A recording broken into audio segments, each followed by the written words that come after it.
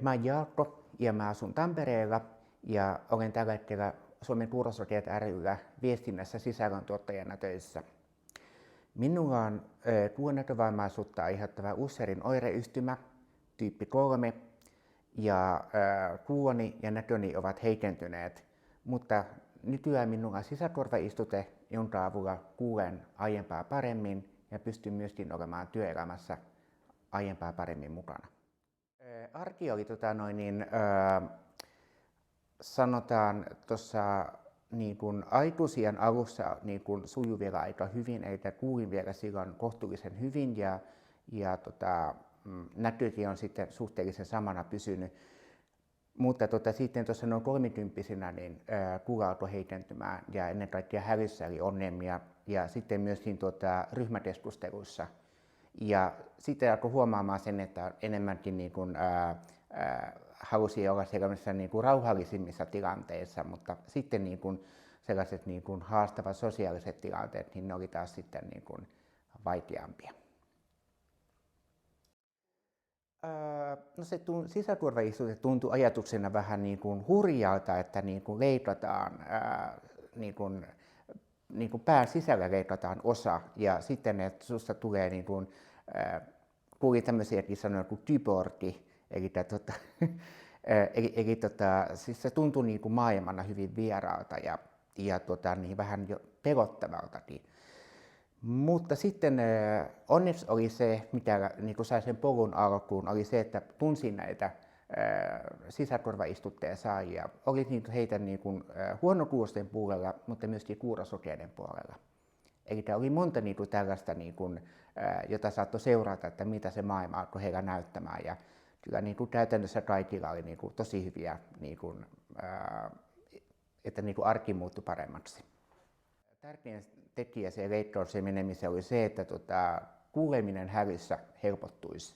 Ja siihen tuli aika lailla myönteistä palautetta monilta, että se on parantunut. Ja sitten myös sekin, että se pinnisteleminen, niin se olisi todennäköisesti vähempää tai vähäisempää. Mutta ehkä myöskin se vaikutti kanssa leikkauspäätökseen, kun tietää, että on myöskin etenevä näkövamma. Ja kuulolle pystytään tekemään tänä päivänä jotakin, niin se oli ehkä se kaikkein tärkein. Se jännitti se prosessiin meneminen, ennen kaikkea se, että mitä leikkauksessa tapahtuu ja tuleeko komplikaatiota ja se, että millainen se kuuleminen on, että meneekö tämä loppukin kuule, että kuuletko minä koskaan enää yhtään mitään. Mutta se henkinen prosessi oli varmaan siinä se, että sä teet tällaisen hyppäyksen uuteen maailmaan. Et kun sä meet sinne, niin sit ikään kuin paluuta ei ole, koska se leikkaus on tehty. Jälkikäteen tietysti voi sanoa, että turhaan tässä stressasin, että hyvin meni kaikki. Ja siis se lopullisen päätöksen tekemistä helpotti se, että tämä leikkaava kirurgi oli tsemppaava ja kannusti. Ja sitten ennen kaikkea se, että sai tosi hyvää vertaistukea muita implanttien käyttäjiltä, niin sitten tavallaan ei ollut enää sellaista pidätettä. Nyt elämä sisäkorvaistuteen kanssa on ollut huomattavasti helpompaa kuin kuulolaitteiden kanssa, johtuen muun muassa siitä, että enää ei ole sitä vinkumista, mikä oli se kuulolaitteiden loppuajan ongelma. Ja sitten se, että kuulee hälyssä ja ryhmätilanteessa aiempaa paremmin. Ja sitten se, että ehkä semmoinen väsyminen on vähäisempää kuin mitä aikaisemmin.